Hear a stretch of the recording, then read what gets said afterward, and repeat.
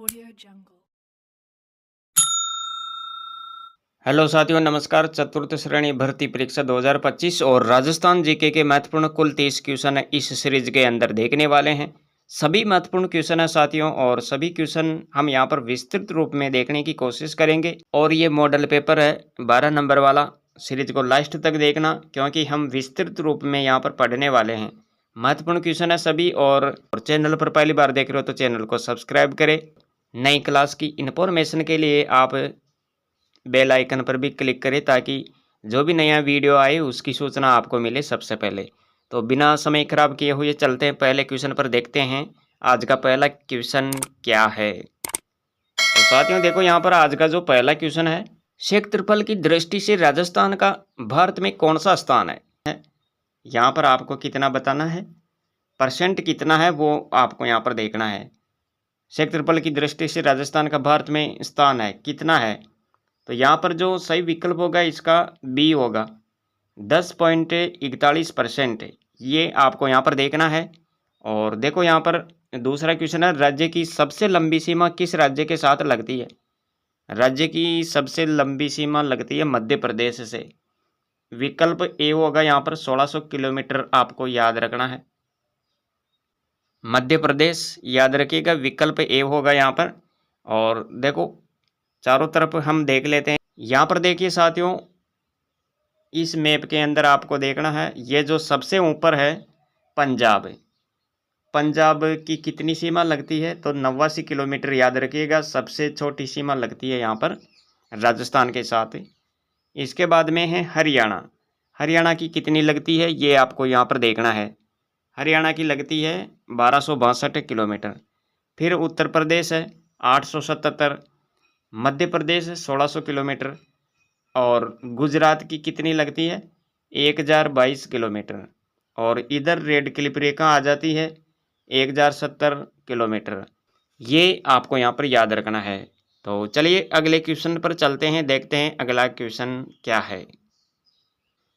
तीसरा क्वेश्चन देखो साथियों, रेगिस्तान का जलमहल कहलाता है। रेगिस्तान का जलमहल चांदन, नलकूप, बटाड़ों का कुआं, लघु पुष्कर, इनमें से कोई नहीं। तो रेगिस्तान का जलमहल किसको कहते हैं। यहाँ पर आपका सही विकल्प हो जाएगा बी, बटाड़ों को कुआं, बटाड़ों का कुआं। ये आपको यहाँ पर याद रखना है, विकल्प बी। अगला क्वेश्चन है, सिल्वर क्वीन के नाम से मशहूर है। सिल्वर क्वीन के नाम से कौन मशहूर है। विमला कौशिक है, सृष्टि टंडन, गोलमा देवी, गुलाब राय। यहाँ पर आपको बताना है, इसका जो सही विकल्प होगा साथियों, विकल्प बी होगा। यहाँ पर सृष्टि टंडन का नाम आपको याद रखना है, सृष्टि टंडन, विकल्प बी। विमला कौशिक की बात करें तो ये पानी वाली बहन जी कहलाती है। रीमा दत्ता राजस्थान की जलपरी है। गोलमा देवी राजस्थान की राबड़ी देवी, और गुलाब राय मारवाड़ की नूरजहां। गुलाब नून क्रीकिंग, मांगीबाई लोकसुरों की सेनाई, मांगीबाई 13 मंजीरों की ताल नृत्यांगना। अगले क्वेश्चन पर चलते हैं, देखते हैं अगला क्वेश्चन क्या है। ऊंट के श्रृंगार का कुशल शिल्पी। ऊंट के श्रृंगार का कुशल शिल्पी कौन है। डूंगर सिंह भाटी है, रामदेव शर्मा है, ठक्कर बाबा, गोवर्धन बाबा। तो ऊंट के श्रृंगार का कुशल शिल्पी, यहाँ पर आपको सही विकल्प का चयन करना है। साथियों याद रखिएगा, इसका जो सही विकल्प है वो हो जाएगा यहाँ पर विकल्प ए। डूंगर सिंह भाटी का नाम याद रखें, यहाँ पर ऊंट के श्रृंगार का कुशल शिल्पी माना जाता है, विकल्प ए। और महत्वपूर्ण जानकारी देखो, यहाँ पर ऊंट के गले का आभूषण क्या कहलाता है, गोरबंद। गोरबंद ऊंट के गले का आभूषण है ये। और उस्ता कला या मुनवती कला कहाँ की प्रसिद्ध है, बीकानेर की प्रसिद्ध है। उस्ता कला के बारे में आपको याद रखना है, उस्ता केमल हाइड केंद्र। उस्ता केमल हाइड केंद्र ये कहाँ पर स्थापित है, बीकानेर में। 1975 में स्थापित हुआ था ये भी आपको यहाँ पर देखना है। प्रसिद्ध कलाकार की बात करें तो उस्ता कला के जो प्रसिद्ध कलाकार हैं, हिसामुद्दीन उस्ता का नाम याद रखिएगा। और ऊंट की खाल और चमड़े से बने उत्पादों पर सोने तथा चांदी से कलात्मक चित्रांकन करना ही क्या कहलाता है, मतलब उस्ता कला कहलाती है। ये शिल्पकारी कहते हैं इसे मीनाकारी कहते हैं, है ना। तो ये आपको यहाँ पर याद रखना है, यही क्या है, उस्ता कला है साथियों। और इसका बिल्कुल संक्षिप्त रूप में देखें तो यहाँ पर मैंने आपके लिए ये बना दिया है, इसको भी आप यहाँ पर इसकी स्क्रीनशॉट ले सकते हैं। यह बीकानेर की शाही शिल्प कला है। उस्ता कला मनोवती कला के बारे में आपको याद रखना है। यह बीकानेर की शाही शिल्प कला है। ऊँट की खाल पर सोने के काम से की जाने वाली मीनाकारी है। यह कला मूल रूप से ईरान से आई और मुगल काल में बीकानेर में फली फूली। राजा राय सिंह ने इसे संरक्षण दिया। उस्ता कला के विकास के लिए उस्ता केमल हाइड केंद्र की स्थापना 1975 में बीकानेर में की गई। तो महत्वपूर्ण जानकारी हमने यहाँ पर देख ली है। और उस्ता कला के बारे में आप सही से यहाँ पर भी देख सकते हैं इस चित्र के अंदर। तो इस प्रकार की जाती है उस्ता कला। ये है मीनाकारी, ये है शिल्पकारी, ऊँट की खाल पर इस प्रकार करते हैं। क्वेश्चन देखो यहाँ पर अगला क्वेश्चन है, चीड़ का पोमचा प्रसिद्ध है। चीड़ का पोमचा प्रसिद्ध है, कहाँ का प्रसिद्ध है, कौन सा क्षेत्र है वह? मेवाड़ क्षेत्र है, हाड़ौती क्षेत्र, अलवर, इनमें से कोई नहीं। तो चीड़ का पोमचा प्रसिद्ध है। विकल्प आपका यहाँ पर क्या होगा, सही विकल्प का आपको चयन करना है।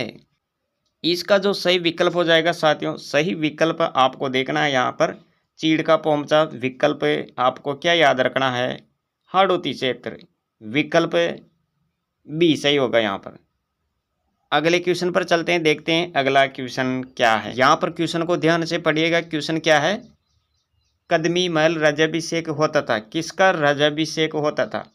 कदमी महल राज्याभिषेक तो आमेर के राजाओं का, मेवाड़ के राजाओं का, शेखावाटी राजाओं, इनमें से कोई नहीं। तो कदमी महल में राज्याभिषेक किसका होता था? आपको यहाँ पर सही विकल्प का चयन करना है साथियों। सही विकल्प क्या होगा? तो कदमी महल के बारे में आपको याद रखना है, यहाँ पर राज्याभिषेक होता था आमेर के राजाओं का। विकल्प ए सही होगा यहाँ पर। महत्वपूर्ण जानकारी देख लेते हैं यहाँ पर क्या है महत्वपूर्ण जानकारी। देखो, आमेर दुर्ग कहाँ पर है? जयपुर में है। और 2018 में 12 रुपये का डाक टिकट इस पर जारी किया गया। आमेर दुर्ग में जगत शिरोमणि मंदिर स्थित है। जय सुरंग आमेर को जयगढ़ से जोड़ती है, ये भी आप यहाँ पर ध्यान रखिएगा। आमेर दुर्ग को जून 2013 में यूनेस्को द्वारा विश्व विरासत स्थल सूची में भी शामिल किया गया। अगला क्वेश्चन देखो, क्वेश्चन है यहाँ पर, जयपुर की शीला माता का मंदिर कहाँ पर है? आमेर जयपुर में है, चिड़िया टोक पहाड़ी पर है, मेसा का पठार अजमेर। तो देखो यहाँ पर जो सही विकल्प होगा, इसका सही विकल्प क्या होगा? जयपुर की शीला माता का मंदिर कहाँ पर है? आमेर जयपुर। विकल्प आपका ए सही होगा यहाँ पर। विकल्प ए, आमेर की शीला माता, जिसे अन्नपूर्णा देवी भी कहते हैं, और शीला माता कछवा राजवंश की आराध्य देवी है। मूर्ति को मानसिंह प्रथम 1604 में लाए थे। वर्तमान मंदिर का निर्माण सवाई मानसिंह द्वितीय ने करवाया था। ये आपको यहाँ पर देखना है। अगला क्वेश्चन देख लेते हैं, केंद्रीय कृषि फार्म स्थित है। केंद्रीय कृषि फार्म कहाँ पर स्थित है? अजमेर, श्री गंगानगर, हनुमानगढ़, कोटा। तो केंद्रीय कृषि फार्म कहाँ पर स्थित है? विकल्प आपका यहाँ पर बी सही होगा। केंद्रीय कृषि फार्म श्री गंगानगर। श्री गंगानगर आपको याद रखना है, विकल्प बी। केंद्रीय कृषि फार्म यानी सूरतगढ़ श्री गंगानगर में है, और ये एशिया का सबसे बड़ा कृषि फार्म है। 15 अगस्त 1956 में रूस की सहायता से स्थापित किया गया। 10 नंबर का क्वेश्चन देखो, और क्वेश्चन महत्वपूर्ण क्वेश्चन है यहाँ पर, खाटू श्याम जी के मंदिर का निर्माण किसने करवाया था? खाटू श्याम जी के मंदिर का निर्माण किसने करवाया था? रूप सिंह चौहान, अनूप सिंह चौहान, लक्ष्मण सिंह, इनमें से कोई नहीं। तो खाटू श्याम जी के मंदिर का निर्माण किसने करवाया था? विकल्प आपका यहाँ पर ए सही होगा साथियों। विकल्प ए में आपको याद रखना है, रूप सिंह चौहान के द्वारा खाटू श्याम जी के मंदिर का निर्माण करवाया गया था। और महत्वपूर्ण जानकारी यहाँ पर हम देख लेते हैं। 1027 में श्री रूप सिंह चौहान ने खाटू श्याम जी के मंदिर का निर्माण करवाया, और खाटू श्याम जी का मंदिर खाटू सीकर में स्थित है। 11 नंबर का क्वेश्चन देखो, क्वेश्चन है यहाँ पर, बाई तालाब झील कहाँ पर स्थित है? बाई तालाब झील ये कहाँ पर है? डूंगरपुर, झालावाड़, बांसवाड़ा, प्रतापगढ़। तो बाई तालाब झील ये कहाँ पर है? यहाँ पर आपको सही विकल्प का चयन करना है। सही विकल्प होगा साथियों बाई तालाब झील, ये बांसवाड़ा में स्थित है। विकल्प सी होगा यहाँ पर, विकल्प सी आपको याद रखना है। और देखो अगला क्वेश्चन है, स्वतंत्रता के पश्चात अंतरिम मंत्रिमंडल यानी 15 अगस्त 1947 में अध्यक्ष पद पर रहे थे। तो यहाँ पर आपको ध्यान से देखना है, इसका सही विकल्प का चयन करना है। क्या होगा? स्वतंत्रता के पश्चात अंतरिम मंत्रिमंडल में अध्यक्ष पद पर पंडित जवाहरलाल नेहरू, सरदार पटेल, डॉक्टर राजेंद्र प्रसाद, चक्रवर्ती राजगोपालाचारी। तो यहाँ पर जो आपका सही विकल्प होगा साथियों, विकल्प डी सही हो जाएगा। यहाँ पर विकल्प डी, चक्रवर्ती राजगोपालाचारी का नाम आएगा यहाँ पर अध्यक्ष के लिए। महत्वपूर्ण जानकारी हम यहाँ पर देखेंगे। लॉर्ड माउंटबेटन अध्यक्ष थे ये भी, और ये 15/8/1947 से 21/6/1948 तक अध्यक्ष पद पर रहे। इसके बाद में आपको याद रखना है चक्रवर्ती राजगोपालाचारी, ये भी अध्यक्ष रहे और 21/6/1948 से लेकर 26 जनवरी 1950 तक अध्यक्ष पद पर रहे। तो दोनों ही नाम आपको याद रखना है यहाँ पर। और सरदार पटेल भाई पटेल की बात करें तो ये गृह सूचना और प्रसारण मंत्री थे। इसके बाद में डॉक्टर राजेंद्र प्रसाद की बात करें तो यहाँ पर आपको याद रखना है खाद्य तथा कृषि मंत्री। डॉक्टर राजेंद्र प्रसाद क्या थे? खाद्य तथा कृषि मंत्री थे। पंडित जवाहरलाल नेहरू प्रधानमंत्री, विदेश मंत्री, कॉमनवेल्थ संबंध तथा वैज्ञानिक शोध। और डॉक्टर भीमराव अंबेडकर की बात करें तो ये विधि मंत्री थे। इसके बाद में देखो डॉक्टर जॉन मथाई, ये रेलवे परिवहन मंत्री थे। एन.वी. गाडगिल, ये कार्य, खनन और ऊर्जा मंत्री थे साथियों। तो सभी के बारे में हमने यहाँ पर चर्चा कर ली है। इसके बाद में देखते हैं अगला क्वेश्चन क्या है। 13 नंबर का क्वेश्चन देख लेते हैं। क्वेश्चन है साथियों यहाँ पर, संविधान सभा की अंतिम बैठक कब हुई थी? संविधान सभा की जो अंतिम बैठक हुई थी उसकी तारीख आपको बतानी है। कौन सा सन था वो, कौन सी तारीख थी? 24 अप्रैल 1950, 24 जनवरी 1950, 24 नवंबर 1950, 24 अप्रैल 1949। तो संविधान सभा की अंतिम बैठक कब हुई थी? यहाँ पर आपका जो सही विकल्प होगा साथियों, विकल्प बी, 24 जनवरी 1950, 24 जनवरी 1950। संविधान सभा की जो अंतिम बैठक हुई थी वो कब हुई थी? 24 जनवरी 1950 को। विकल्प बी सही होगा यहाँ पर। महत्वपूर्ण जानकारी हम यहाँ पर देखेंगे। महत्वपूर्ण जानकारी क्या है? देखो यहाँ पर संविधान सभा की जो अंतिम बैठक हुई थी वो 24 जनवरी 1950 को हुई थी और इसी दिन संविधान सभा द्वारा भारत के प्रथम राष्ट्रपति के रूप में डॉक्टर राजेंद्र प्रसाद को नियुक्त किया गया। 26 जनवरी 1950 से भारत एक गणराज्य के रूप में स्थापित हो गया। तो ये महत्वपूर्ण जानकारी आपने यहाँ पर देख ली है। अगले क्वेश्चन पर चलते हैं। क्वेश्चन है, राजस्थान मंत्रिपरिषद में मंत्रियों की अधिकतम संख्या हो सकती है। राजस्थान में मंत्रिपरिषद में मंत्रियों की अधिकतम संख्या कितनी हो सकती है? 15, 20, 30, 50। यहाँ पर सही विकल्प आपको यहाँ पर बताना है। राजस्थान मंत्रिपरिषद में मंत्रियों की अधिकतम संख्या हो सकती है विकल्प सी 30। विकल्प सी आपको यहाँ पर याद रखना है। राज्य मंत्रिपरिषद के सदस्यों को शपथ कौन दिलाता है? यह भी जानकारी आपको पता होनी चाहिए। राज्य मंत्रिपरिषद के सदस्यों को शपथ कौन दिलाता है? राज्यपाल। मंत्रिपरिषद की कार्यकुशलता के लिए क्या आवश्यक है? तो देखो यहाँ पर मंत्रियों का परस्पर सहयोग, मुख्यमंत्री का प्रवीण नेतृत्व और मंत्रिमंडल सचिवालय का सहयोग, ये महत्वपूर्ण है इनके लिए, मंत्रिपरिषद की कार्यकुशलता के लिए। इसके बाद में देख लेते हैं यहाँ पर अगला क्वेश्चन है, जिसको मुख्यमंत्री नियुक्त करना है उसकी आयु कितनी होनी चाहिए? तो यहाँ पर देखो न्यूनतम 25 वर्ष से न्यूनतम 30 वर्ष होनी चाहिए, 35 या 40 वर्ष। तो मुख्यमंत्री की आयु होनी चाहिए, मुख्यमंत्री बनने के लिए आयु कितनी होनी चाहिए? तो विकल्प आपका ए सही होगा यहाँ पर, न्यूनतम 25 वर्ष। विकल्प ए। क्वेश्चन देखो यहाँ पर, क्वेश्चन है ढोला मारूरा दोहा किसने लिखा था। ढोला मारूरा दोहा किसने लिखा था, ये आपको यहाँ पर बताना है। कवि योगेंद्र सिंह, कवि कल्लोल, माला साधु, श्रीधर व्यास। तो ढोला मारूरा दोहा किसने लिखा था, ये आपको यहाँ पर देखना है, विकल्प बी। कवि कल्लोल के द्वारा ढोला मारूरा दोहा लिखा गया, ये जानकारी आपको याद रखनी है यहाँ पर, विकल्प बी। और ढोला मारूरा दोहा 1530 में कवि कल्लोल द्वारा लिखा डिंगल भाषा का ये पहला काव्य ग्रंथ है और राजस्थान का जातीय काव्य है और ये श्रृंगार रस का ग्रंथ है साथियों। इसके बाद में देखते हैं अगला क्वेश्चन क्या है। 17 नंबर का क्वेश्चन देखो यहाँ पर, मांड गायकी की विश्वविख्यात गायिका जो मरु कोकिला के नाम से मशहूर है थी, उसका नाम आपको यहाँ पर बताना है। रुक्मा देवी, गबरीबाई, हमीदा बानो, अल्लाह जिलाई बाई। तो मांड गायकी की विश्वविख्यात गायिका जो मरु कोकिला के नाम से मशहूर थी, उसका नाम क्या है।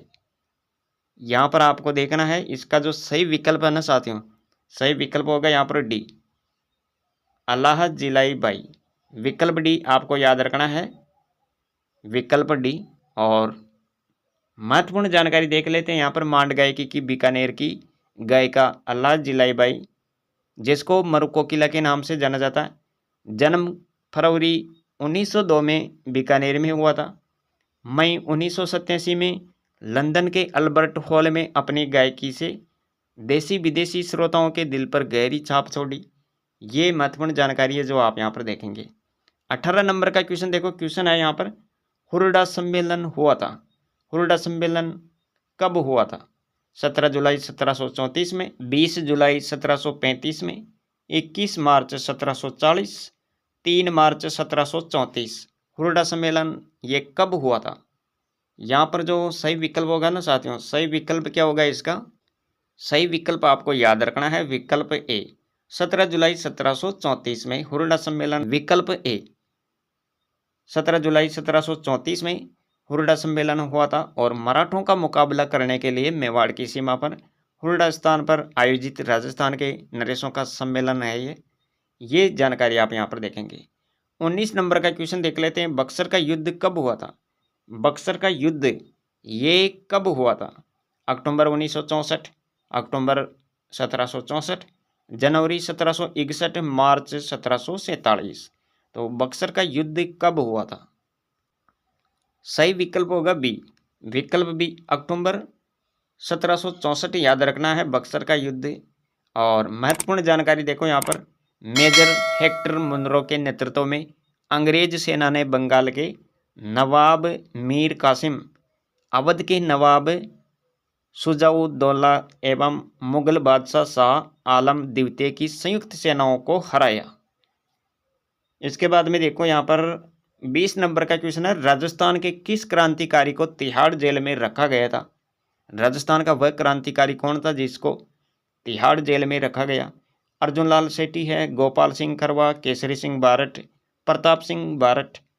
तो यहाँ पर आपका सही विकल्प हो जाएगा साथियों, विकल्प बी, विकल्प बी याद रखिएगा, गोपाल सिंह खरवा।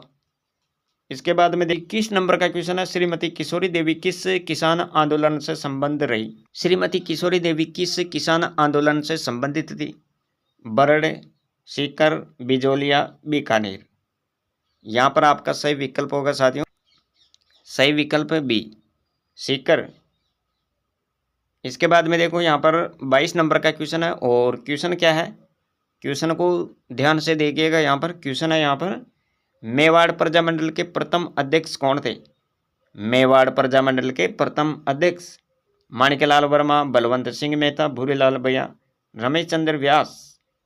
तो मेवाड़ प्रजामंडल के प्रथम अध्यक्ष बलवंत सिंह मेहता, विकल्प बी आपका यहाँ पर करेक्ट होगा, विकल्प बी याद रखिएगा। और राजस्थान संघ का प्रधानमंत्री कौन था। शोभाराम कुमावत, माणिक्यलाल वर्मा, गोकुल सिंह असावा, भोगीलाल पांड्या। करना है विकल्प सी, गोकुल लाल असावा। गोकुल लाल असावा का नाम याद रखिएगा, विकल्प सी सही होगा यहाँ पर। 24 नंबर का क्वेश्चन देखो, परमवीर चक्र से सम्मानित होने वाले प्रथम राजस्थानी कौन थे। परमवीर चक्र से सम्मानित होने वाले प्रथम राजस्थानी वीरेंद्र सिंह, हवा सिंह, शैतान सिंह, पीरू सिंह। विकल्प डी याद रखिएगा यहाँ पर, पीरू सिंह। परमवीर चक्र से सम्मानित होने वाले प्रथम राजस्थानी कौन थे? पीरू सिंह थे साथियों। 25 नंबर का क्वेश्चन देखो, क्वेश्चन है यहाँ पर बागड़ प्रदेश के गांधी के नाम से विख्यात स्वतंत्रता सेनानी थे। बागड़ प्रदेश के गांधी के नाम से प्रसिद्ध विख्यात स्वतंत्रता सेनानी कौन थे? हरिदेव जोशी, मोतीलाल तेजावत, माणिक्यलाल वर्मा, भोगीलाल पांड्या। तो बागड़ प्रदेश के गांधी के नाम से कौन विख्यात थे? यहाँ पर जो आपका सही विकल्प हो जाएगा साथियों, सही विकल्प क्या होगा यहाँ पर याद रखिएगा, इसका जो सही विकल्प है विकल्प डी होगा यहाँ पर, भोगीलाल पांड्या। ये बागड़ प्रदेश के गांधी कहलाते थे, ये आपको यहाँ पर याद रखना है, विकल्प डी। अगला क्वेश्चन देखो, राजस्थान साहित्य अकादमी कहाँ पर स्थित है? जोधपुर, उदयपुर, बीकानेर, टोंक।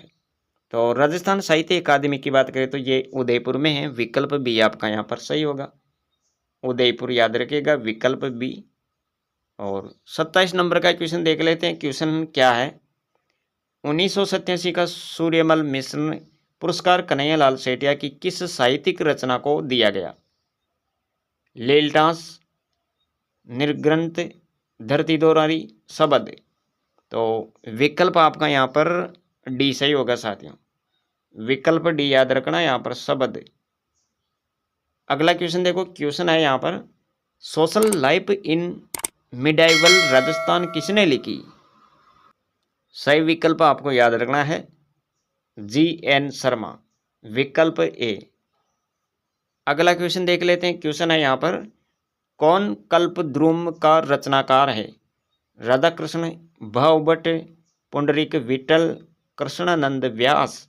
तो यहाँ पर जो सही विकल्प होगा साथियों, विकल्प डी आपका यहाँ पर करेक्ट होगा, कृष्णानंद व्यास का नाम याद रखिएगा, कल्पद्रुम का रचनाकार है ये।